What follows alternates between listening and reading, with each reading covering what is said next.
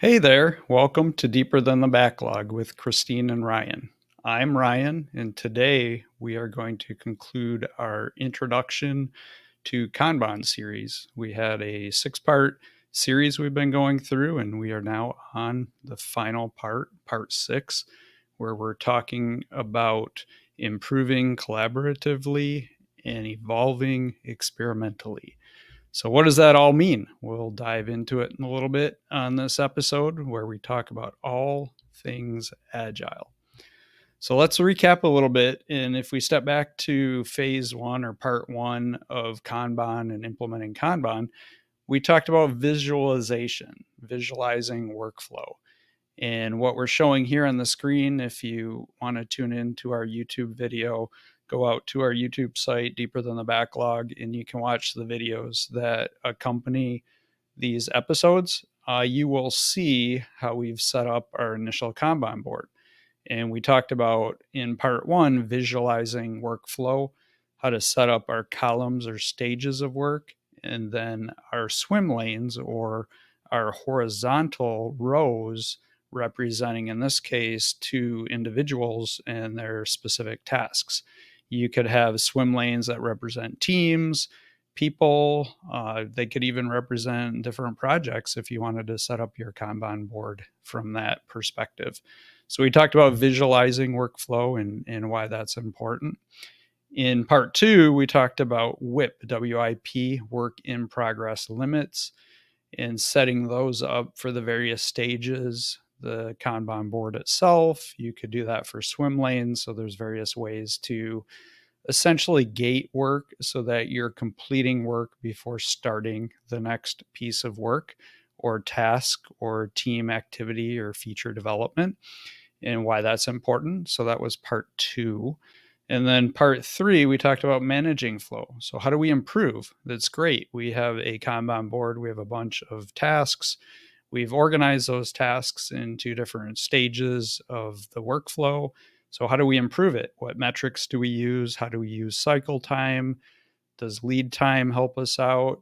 What do we look for when we're trying to improve our overall flow and make things more efficient? So that was on managing flow. And then part 4, we talked about making process policies.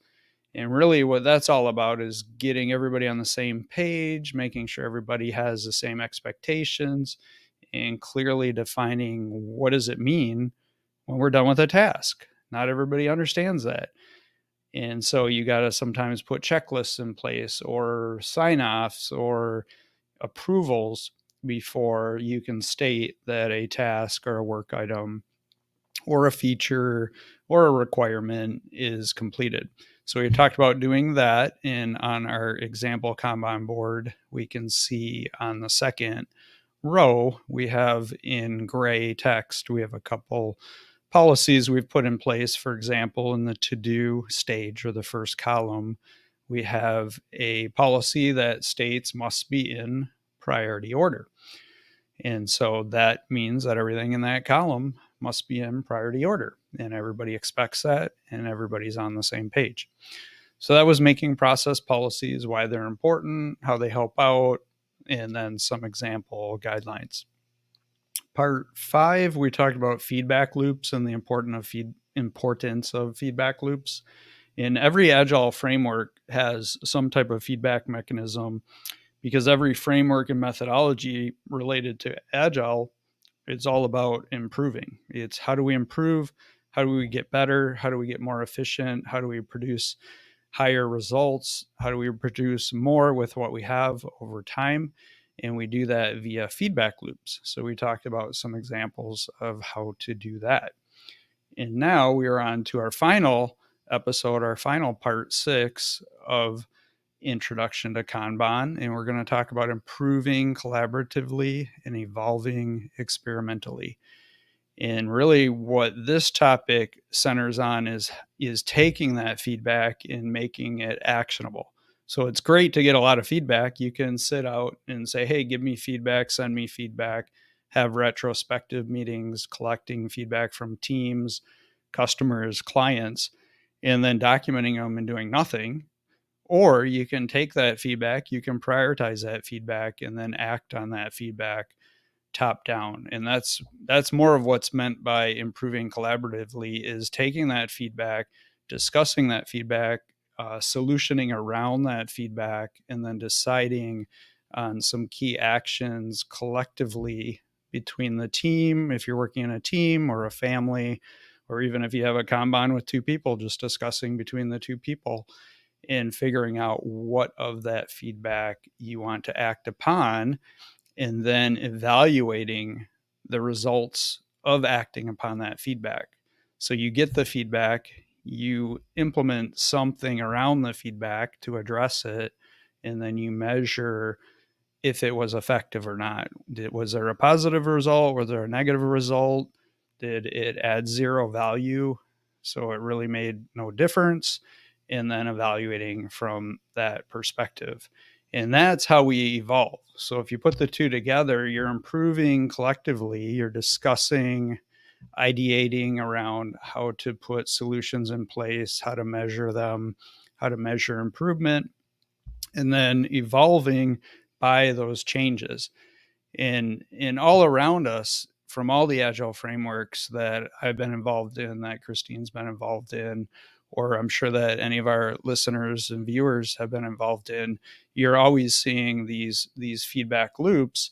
In the solutioning, the ideation is around the experimental part. There's no one answer for solving everything. There's brainstorming, coming up with ideas, innovating, and making suggestions about something to try. And we evaluate, look at the result, and we see if it makes a positive impact or not. And so that's what we also mean by continuous improvement. How do we want to always move forward and try to become more efficient and produce better results, more positive results in the long run? Now, one thing that gets skipped over quite a bit when we talk about evolving experimentally is allowing teams to do it. A lot of times teams are put in kind of a boundary situation where they may be afraid to fail. For example, you may have heard the term safe to fail.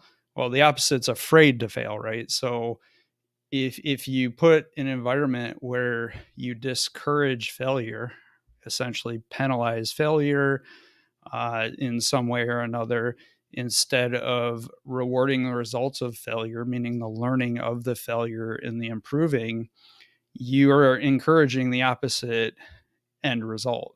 So if you have an environment where you discourage uh, failure, you're making your team conservative, essentially. They're not going to try new things. They're not going to go outside of their comfort zone to really stretch themselves to see if a cool new idea or a different method or a different solution might work and add exponential results. Maybe they can do things 5 or 10 times faster if they try this way, but they're afraid to try it because if they fail, they might be doing it a little bit slower. And so an environment that penalizes that type of failure, you're not going to actually be able to take benefit in some of the huge gains in either efficiency or results going forward. So very important to create a safe environment to fail from either a team or your own mindset, allowing you to realize that, hey, I don't have to be perfect. I need to be able to fail in some cases in order to move forward and move forward faster. So that's a topic that gets skipped over quite a bit and very, very important. Otherwise, you're really dampening the whole essence of ideation, solutioning, and coming up with kind of new ideas around how to do things. And that's really what Agile promotes. We evaluate, we select things to go improve, and then we try them out and we learn from our trials. And if you hinder any aspect of that, you're really hindering your overall Agile process. So revisiting again, improve collaboratively. That's the whole portion of analyzing, looking at your Kanban, looking for trends, looking for metrics, taking that feedback, deciding what feedback you want to act upon, and then ideating or solutioning around that feedback. What are the items you want to put in place to try to solve that feedback or improve that feedback? And then evolve experimentally is that act of trying. It's thinking outside of your comfort zone, thinking outside the box. You've probably heard about quite a bit. And it's really going outside of what you know and trying something to get those huge leaps and bounds forward that allow you to move quicker, more nimble, and get better results faster. And that's really the evolve experimentally. If you look at all the frameworks, SAFe, the Scaled Agile framework, Scrum, Extreme Programming, Kanban, all of these frameworks and agile methodologies have some type of feedback loop, and then the concept of improving continuously. And improving continuously is that experimental evolution of how do we do that? How do we move forward, make ourselves, our teams, our companies, our organizations better? And so that is what part 6 really addresses. And what's neat about this part is it applies across the board. It's very similar to part 5 about feedback loops. Across the board in all of the agile frameworks, you will see this type of experimental evolution. It's really what the frameworks are built upon. So that being said, I wanted to address one question that has kept coming up from listeners and viewers, and that's around using technology for Kanban to essentially manage your Kanban board or flow or workflow. We did talk about manually doing that with a whiteboard, a chalkboard, sticky notes. Again, behind me, you can kind of see my week Kanban board that I use to manage my activities for the week and prioritize what I'm doing and move them across. And it's very effective for me. I don't really need to use a Kanban technical solution or digital solution for myself. I do in other aspects in my real estate world.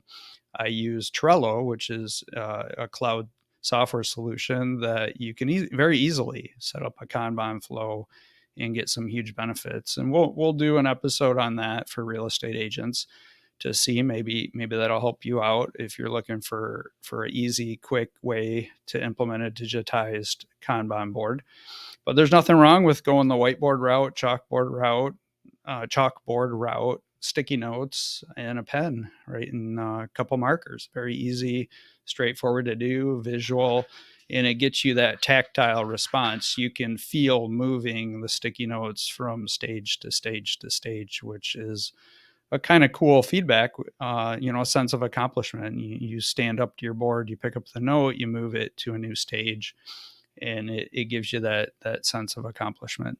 So a lot of people like that. A lot of teams like that. Highly encourage you to start the manual route and then move from there into something digitized if it's going to make your life easier, or if overall it'll just help you manage your Kanban flow and get that up in front of you every day, every morning, or whenever you choose to look at it.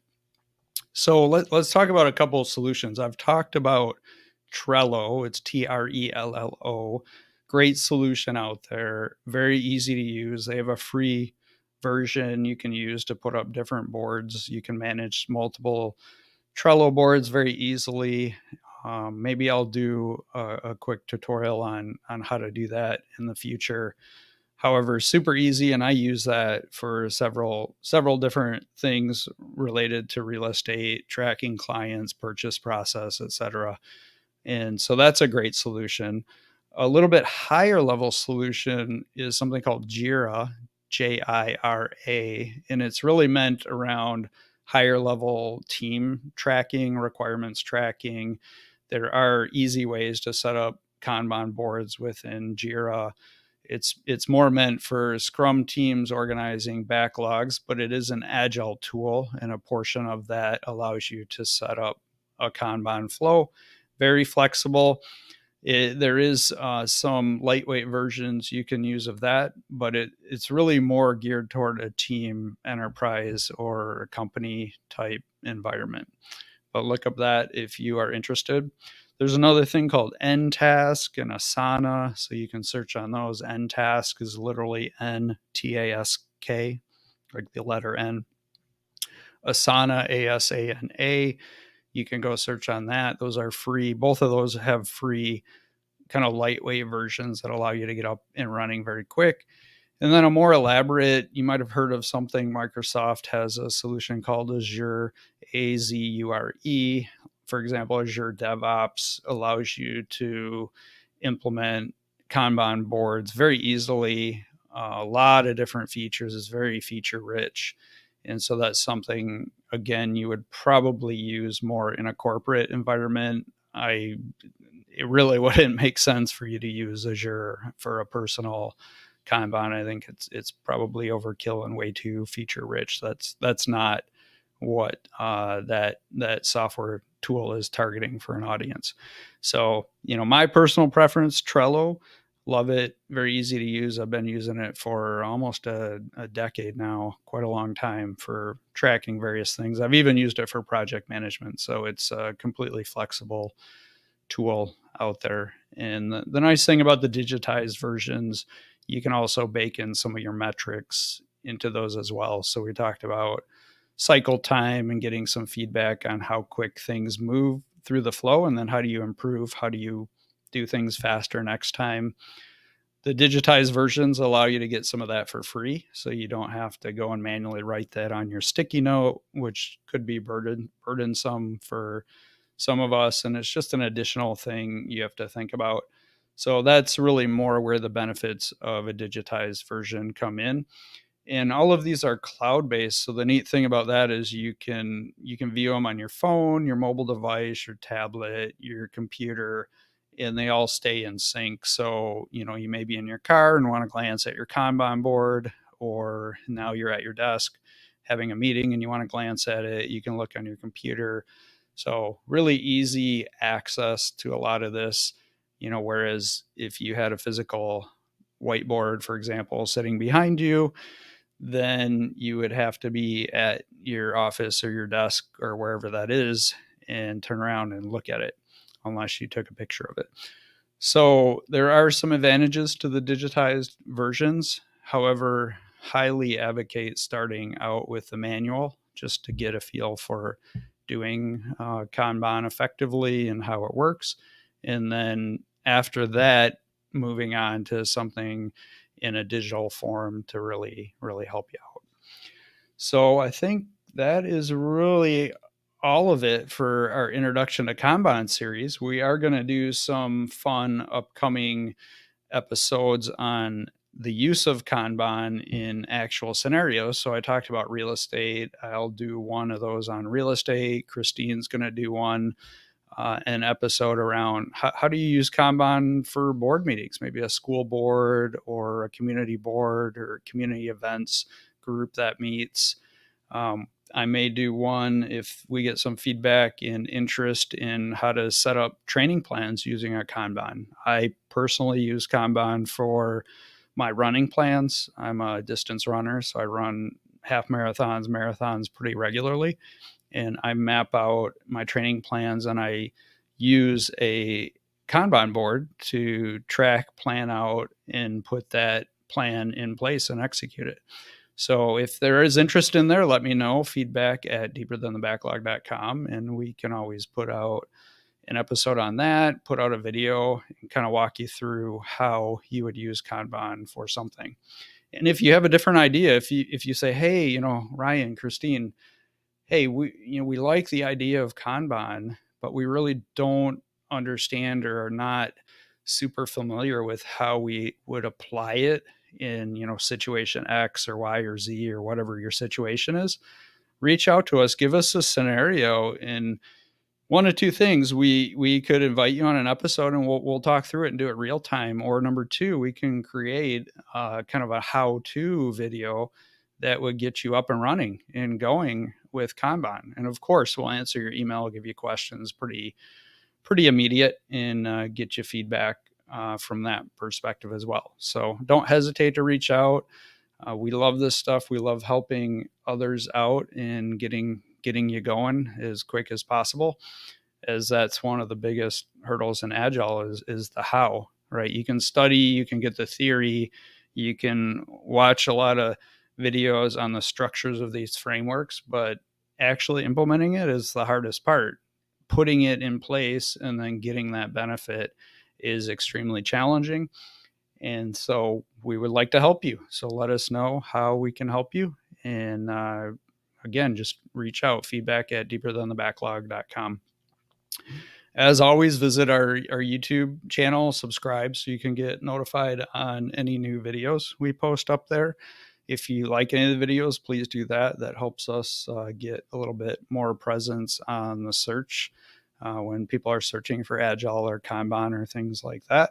You can visit our website, deeperthanthebacklog.com, learn more about Christine and I. And then we also centralize and have all of our episodes, videos, audios, everything's out there. We have a blog. We've started a few articles there, and that'll start ramping up more as we get here through the summer and into the fall. So definitely take a look at that, and feedback, topic ideas, suggestions, anything you want to mention to us, good, bad, feedback at deeperthanthebacklog.com. And we will see you next Thursday.